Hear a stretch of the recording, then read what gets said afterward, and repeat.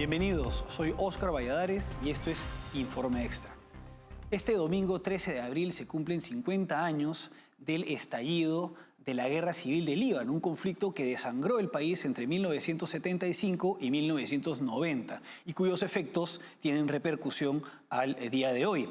Para analizar este tema nos acompaña un especialista, César Sabas, geopolitólogo y analista político especializado en el Medio Oriente. César, gracias por acompañarnos. Gracias a ti, Óscar. Siempre un gusto estar acá. Un gusto, como siempre, tenerte con nosotros. Bueno, vamos a 1975. En el Líbano hay una importante población de origen palestino. Se han generado algunos conflictos sociales y tengo entendido que buena parte de esta población había sido previamente expulsada de Jordania. ¿Podrías explicarnos los motivos de esta concentración de población palestina en el Líbano y qué tan determinante fue para el estallido de esta guerra? Bueno, esto data del año 48, 1948, cuando se crea el Estado de Israel y estalla la guerra entre Israel y los países árabes.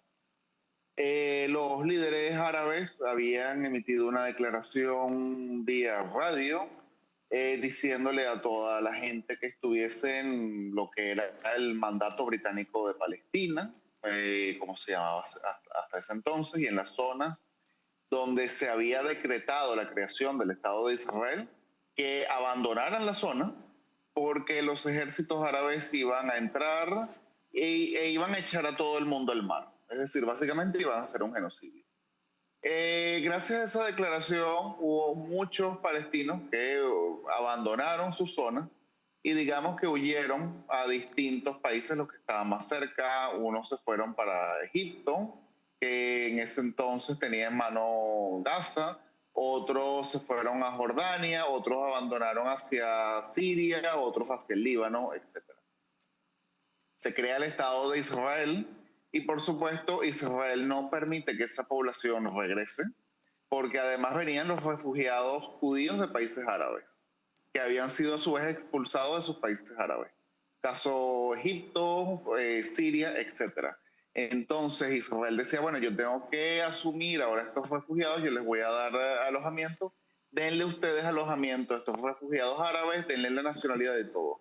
Pequeño problema, no le dan nada y se crea un estatus de palestinos muy particular, de refugiados palestinos. Jamás van a tener la nacionalidad de sus países, no tienen derechos sociales. En estos países árabes la nacionalidad se transmite del padre al hijo, ojo, padre, ni siquiera madre, padre al hijo. Entonces sucedía que, pues, bueno, tienes a un palestino nacido en Líbano, hijo de palestinos también nacidos en Líbano y jamás son libaneses. En Jordania, donde habían asumido la mayor cantidad de refugiados palestinos, se había creado un Estado dentro del Estado, dentro de las comunidades palestinas, porque Yasser Arafat y lo que se crea como la Organización para la Liberación de Palestina empieza a gobernar en las zonas donde estaban concentrados los palestinos al margen de la ley del Estado jordano, que en este caso, siendo Jordania una monarquía, en manos del rey Hussein de Jordania. Ellos, pues al margen de toda ley, intentan hacer un golpe de Estado. Los jordanos reaccionan, vencen, y por supuesto se da la expulsión de Yasser Arafat y de su, digamos, grupo, que terminan encontrando refugio en Líbano. Los libaneses se prestan para acogerlo y ahí van a hacer exactamente lo mismo en el Líbano. Se congregan en las comunidades palestinas, los palestinos del Líbano teniendo mucho resentimiento con lo que estaba pasando en el Líbano, no le daban ningún tipo de derechos sociales. Para ponerles un ejemplo a las personas, en Líbano hay muchas profesiones que están prohibidas para los palestinos. Y estoy hablando incluso de palestinos nacidos en Líbano. Por ejemplo, médico. O un palestino puede ser brillante, realmente brillante, pero no puede ejercer la medicina, entre otras profesiones. Una profesión que me estoy acordando ahora, creo que la ingeniería está entre esas también. Entonces siempre había, digamos, una brecha muy fuerte entre lo que era el palestino de lo que era el libanés. Por supuesto, esto genera resentimiento, genera odio. Viene este nuevo líder palestino, empieza a gobernar sus comunidades palestinas dentro del Líbano. Los libaneses al principio se hacen la vista gorda porque pensaban, bueno, él es anti-israelí, él va a gobernar y digamos que va a formar su milicia para combatir en algún momento en contra de Israel. Por supuesto que él tenía ese proyecto, pero aprovecha la fuerza militar que estaba creando y las fuerzas políticas para gobernar esas comunidades también al margen de la ley César, libanesa y empieza a crearse un Estado dentro del Estado. César, con relación a Yasser Arafat, ¿cómo lo definirías? ¿Como un luchador por el pueblo palestino? ¿Como un terrorista? Hay visiones bastante distintas acerca del papel que tuvo, pero ¿cómo definirías su figura política, sobre todo en este contexto? Bueno, yo termino siendo bastante negativo con respecto a Yasser Arafat. Él era el sobrino del que fue el gran mufti de Jerusalén, Amin al-Husseini. Este señor siempre rechazó cualquier acuerdo con los judíos. Estamos hablando antes de la creación de Israel, por eso ni siquiera hablo de los israelíes. Con los judíos, cualquier tipo de acuerdo político, él siempre los rechazó e incluso buscó a Hitler en su momento para convencerlo de que se hiciera la solución final, es decir, la matanza del pueblo judío. El tío de Yasser Arafat. Este señor es el sobrino, Ajá. el tío de Yasser Arafat. Este señor, Yasser Arafat, es el sobrino de este señor, Amin al-Husseini. Y él, pues bueno, hay una parte de la historia que dice, mira todas las injusticias que han sufrido los palestinos, este señor se alzó en armas. Desde esa parte podemos decir fue hijo de su tiempo. Ciertamente los palestinos como víctimas de lo que ha pasado en el Medio Oriente, y aquí hablo de palestinos como pueblo, gente inocente que, pues bueno, ha sufrido todo esto. Pues bueno, digamos que él fue esa voz, pero él tampoco nunca buscó jamás el bien para su pueblo, que debió haber hecho a través de algún tipo de negociación. Siempre se opuso a todas las negociaciones con Israel. Siempre estuvo con posiciones maximalistas que terminaban haciendo fracasar todas las negociaciones. Y en base a esos fracasos, los palestinos más bien han ido de retroceso en retroceso, al punto en que hoy en día ya se pone completamente en duda la viabilidad siquiera de la creación de un Estado palestino. Ahora, pero en los 90 llega a un acuerdo, por eso, ¿no? sí. Pero no cumple o... No, en realidad no. Al final él llega a un acuerdo, el acuerdo de Oslo, porque fue presionado por el presidente de Egipto, Hosni Mubarak, en ese entonces. Fíjate tú en una cosa con los acuerdos de Oslo. Él se firma y él hace como que firma el acuerdo y no lo firma, se levanta. Y un asesor de Hosni Mubarak le dice, Yasser Arafat no firmó el acuerdo, Isaac Rabin se va a ir molesto y no habrá acuerdo. Hosni Mubarak se acerca y le dice una grosería que no le voy a decir, y le dice, yo te traje hasta acá, tú vas a firmar ese acuerdo. Y al final, pues, convencido, no le quedó de otra, firma el acuerdo. Pero esos acuerdos él mismo los viola. Él llama a las intifadas y al levantamiento armado. Y alguien me dirá, pero es que en Israel también había gente que estaba en contra de los acuerdos. Sí, pero no era el primer ministro y no eran los que tenían el poder. Básicamente él no tenía que seguir esa espiral de violencia, que él la quería, él la estaba buscando para hacer fracasar los acuerdos. Ahora, y los palestinos, como la parte más débil, le interesaba a todas llegar a algún tipo de acuerdo que les garantizara la creación de un Estado. Ahora, volviendo a Líbano, a 1975, has mencionado los problemas sociales que generaba esta suerte de apartheid hacia la población migrante palestina por parte de los libaneses. Pero, ¿cuál fue el detonante de esta guerra civil? El detonante de esta guerra civil fue que hubo un ataque a un autobús, digamos, repleto de palestinos, de civiles palestinos, por parte de una milicia cristiana que se estaba formando para, digamos, defenderse de las milicias palestinas armadas que estaban atacando a los cristianos. Este ataque supuso que los palestinos armados y los cristianos se fueran a una guerra directa entre ellos. Y en ese momento los cristianos tenían el poder. Como los palestinos también estaban utilizando sus armas para, digamos, bombardear a Israel y atacarlo, los israelíes ven como una gran oportunidad de aliarse con el gobierno que tenía el poder en el Líbano, el partido de las falanges libanesas e irse juntos en la guerra civil para, digamos, acabar con las facciones palestinas y terminar de expulsarlas del Líbano. El problema es que cuando los israelíes se meten y, por supuesto, barren a las facciones de Yasser Arafat, se produce poco tiempo después la revolución islámica en Irán y va a buscar a las comunidades chiitas del sur del Líbano, que era donde se habían metido los israelíes, por cierto, para crear al Hezbollah. Entonces, en un país tan, digamos, diverso como el Líbano, la situación se empastela, se empantana de proporciones inimaginables.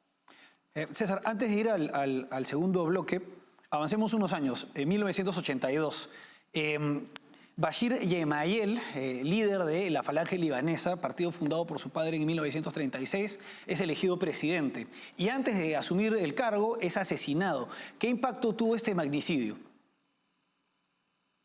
Muchísimo, porque fíjate, él era digamos, de este partido de las falanges libanesas. Era, digamos, la versión más radical de lo que querían conservar el Líbano de antaño, el Líbano anterior a esta guerra civil. Era un Líbano que se consideraba el París del Medio Oriente, o algunos lo llamaban también la Suiza del Medio Oriente.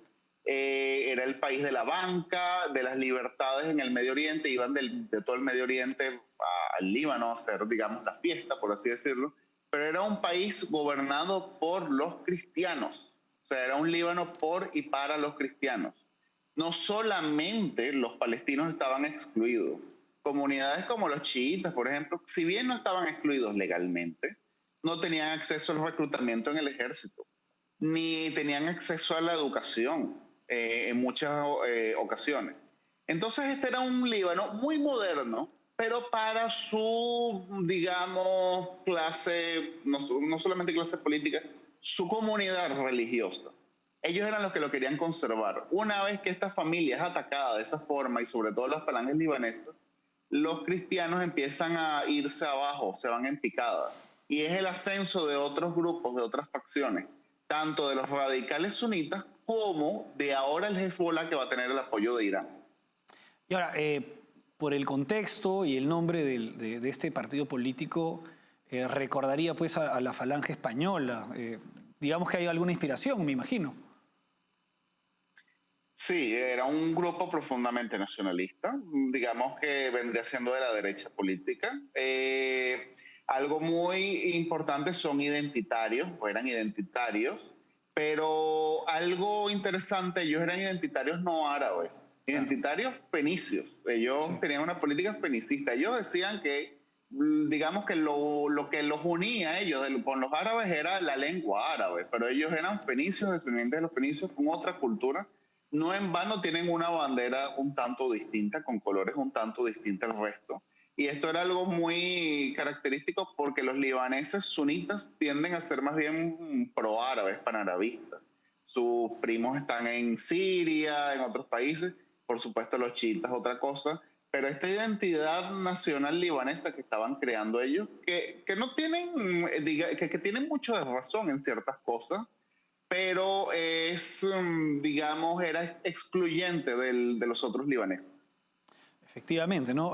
Te lo comentaba porque como fue creado en 1936 por el padre de Bashir, Bashir Gemayel, y pues en España estaba pues la Falange Española, que tuvo un papel importante en 1936, ¿no? Entre 1936 y 1939, que se da la guerra civil, y posteriormente durante el franquismo, que es fusionada con los carlistas, pero en fin, llamaba la atención ese punto. César, vamos ahora a una pausa y regresamos con el papel que tuvo la Falange libanesa a lo largo del conflicto de la guerra civil libanesa y la entrada de Israel en este conflicto.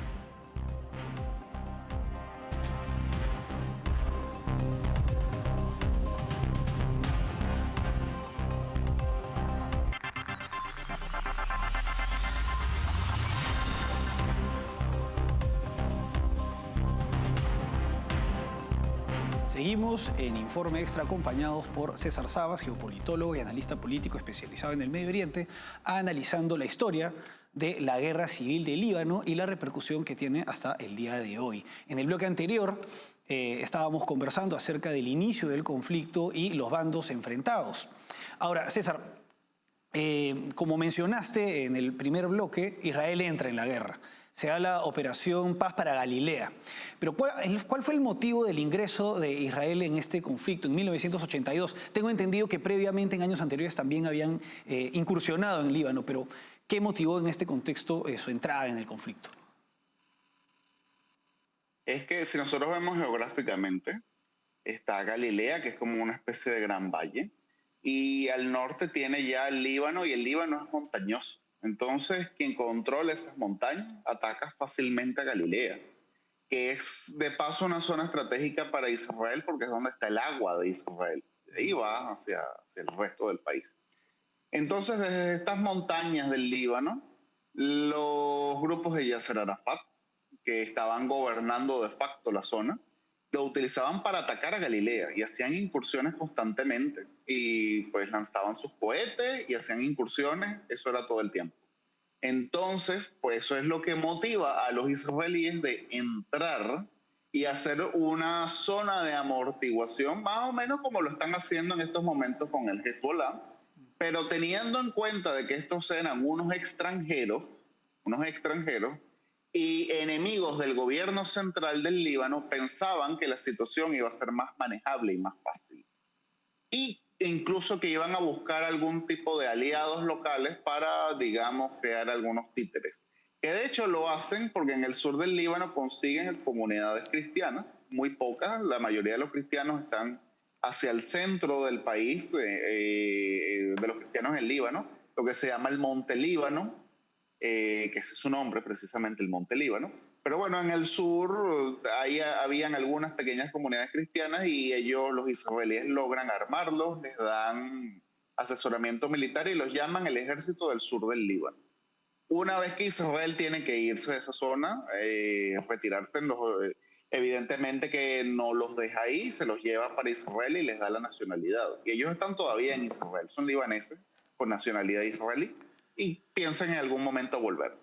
Pero bueno, básicamente esto, sacar al enemigo, y de hecho lo logran porque al final los palestinos de Yasser Arafat tienen que irse del Líbano y se van a Túnez, muchísimo más lejos, en el norte de África, y los israelíes piensan en ese momento que han alejado de forma definitiva al enemigo palestino. Pero el problema es que quedan empantanados en lo que va a ser el mosaico libanés, porque no, en el Líbano no habían solamente los palestinos y el gobierno central. Todas las otras facciones religiosas se levantan y van a buscar su parte del pastel en armas. Ahora, en el contexto de conflicto que has mencionado, se da uno de los episodios más recordados, más polémicos y más trágicos de la guerra civil libanesa, que son las matanzas de Sabra y Shatila, que son matanzas perpetradas por milicias de la falange libanesa en cooperación con algunos elementos del ejército en los refugios, los campos de refugiados palestinos en los barrios de Sabra y Shatila, ubicados en la zona oeste de Beirut, la capital del Líbano. ¿Por qué se dan estas matanzas y qué papel tuvo Israel en este escenario, que ha sido un papel bastante cuestionado también? Mira, el problema es demográfico, por supuesto, hay una cuestión de valores, de principios, es el Medio Oriente. Creo que tenemos ya que acostumbrarnos a que en el Medio Oriente incluso el bueno al final termina siendo no tan bueno. Pero bueno, hay un problema demográfico en el Líbano y por eso se da este tipo de matanzas y por eso la guerra civil se dio tan fuerte.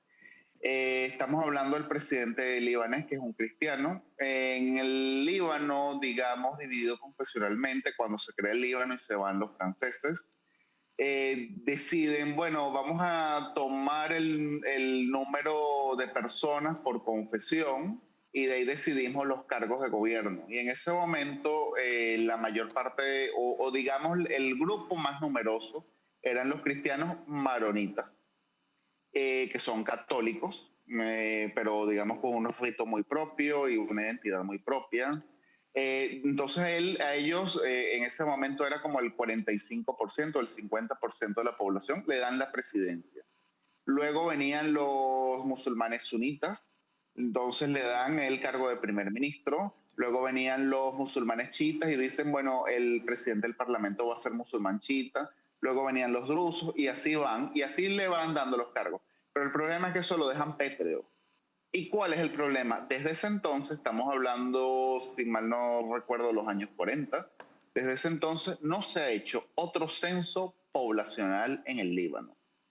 Es decir, el sistema sigue funcionando tal cual lo dejaron los franceses. Y sigue siendo el presidente un cristiano, sigue siendo el primer ministro un musulmán sunita, etc. ¿Por qué no hacen un nuevo censo? Porque tienen miedo de que eso altere la correlación de poder y estalle una nueva guerra. Los palestinos eran o son musulmanes sunitas. Sí.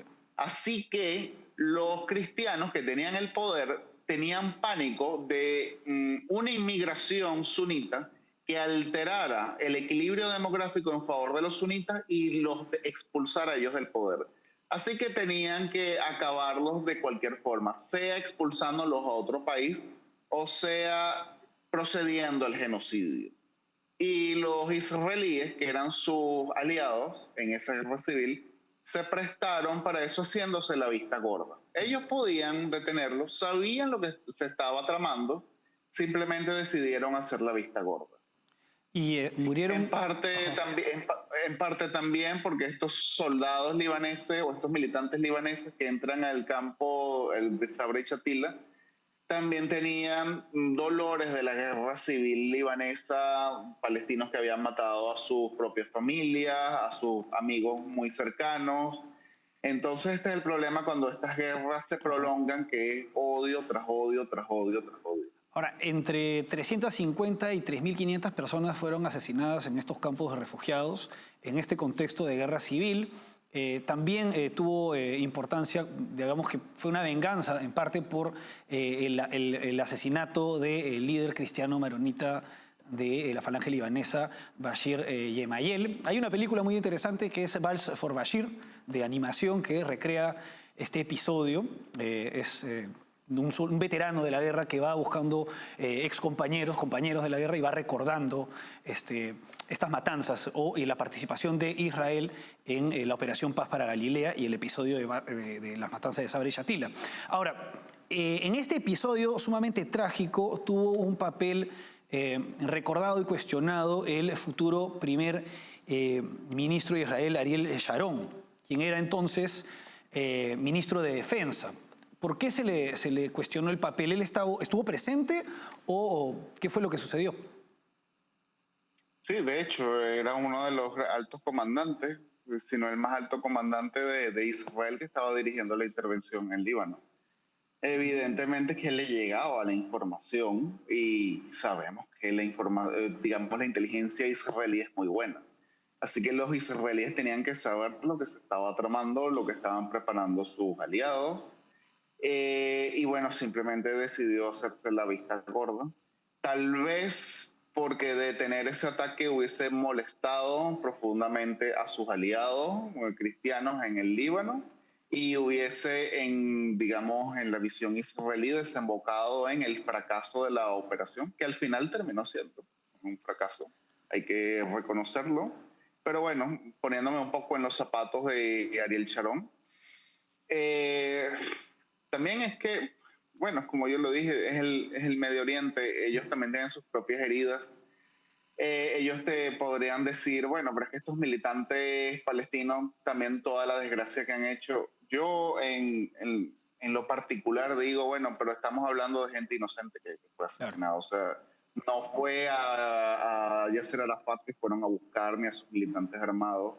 Fueron familias enteras que fueron ejecutadas vilmente, y por más heridas que haya en una guerra civil, que es cierto que muchas fechorías que hicieron los militantes de Ariel Sharon, aquí estamos hablando de gente inocente, así que pues bueno, Ariel Sharon lleva esa mancha para el resto de su vida. César, vamos ahora a una pausa y regresamos con el último bloque.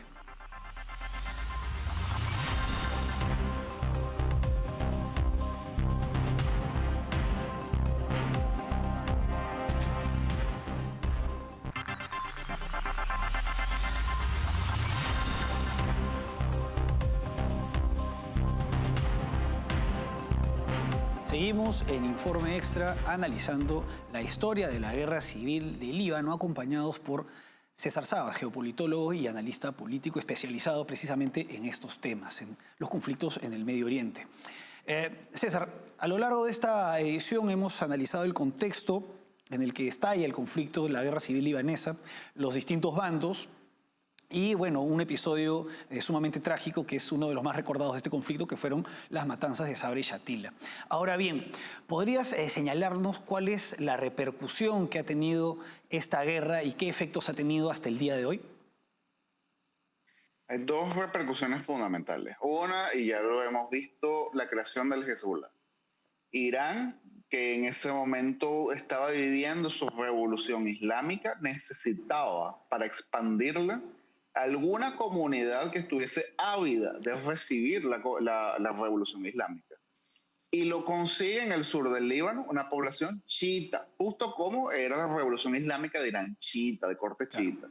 Así que buscan a esa comunidad, los arman y crean el Hezbollah. Y fundamentalmente para Irán, porque esta es una comunidad árabe. Y recordemos que el Medio Oriente es fundamentalmente árabe e Irán no es árabe. Así que del Hezbollah han sacado hasta los traductores para expandir su influencia en otras partes del Medio Oriente. Y la otra, como los palestinos crearon un estado dentro del estado y terminaron pues desembocando todo este desastre, el resto de los países árabes tienen pánico de recibir numerosas poblaciones palestinas porque temen que pueda pasar lo mismo.